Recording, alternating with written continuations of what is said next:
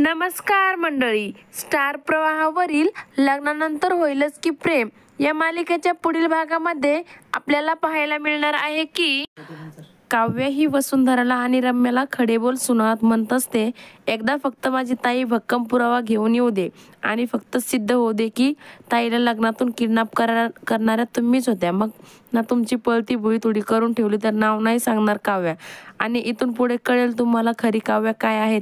मग आता रम्या ही सुरुवात करते. काव्याला म्हणते, कुठे आहे तुझी बहीण? अजून पुरावा भेटला नाही का? आता फक्त 24 तास संपायला 10 मिनिटे बाकी आहे. कुठे आहे तुझी ताई?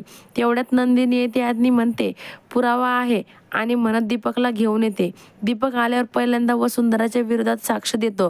तेव्हा मात्र वसुंधराची चांगली तारांबळ ओरडते.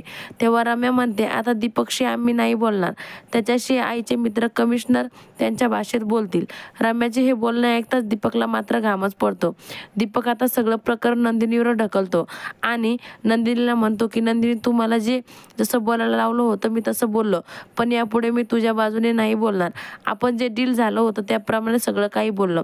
हे आता दीपक सगळ्यांना म्हणतो की नंदिनी, माझ्यामध्ये एक डील झाली होती. मी जर वसुंधरा मॅडम विरुद्ध साक्ष दिली तर नंदिनी मला इथून जामीनवर सोडणार होती, आणि त्यामुळे मी वसुंधरा मॅडम विरुद्ध साक्ष दिली. आता नंदिनी सगळ्यांच्या नजरेत खोटी ठरलेली असते. विक्रम नंदिनीला म्हणतो, नंदिनी, माझ्या नजरेतून तू पूर्णपणे उतरली आहे. तू इतक्या खालच्या थराला जाशील असं मला वाटलं नव्हतं.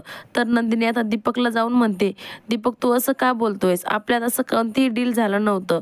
तेव्हा दीपक म्हणतो, तूच तर मला सांगितलं होतं ना वसुंधरा मॅडमच्या विरोधात साक्ष द्यायला. तुला तर माझ्याबद्दल काहीतरी वाटतच असेल ना. दीपकचे हे नीच बोलणं ऐकताच नंदिनी त्याच्या कानाखाली वाजवते. तर प्रेक्षकांना कुत्र्याचे शेपूट वाकडी ती वाकडीच असते, हे मात्र दीपकने सिद्ध केले आहे.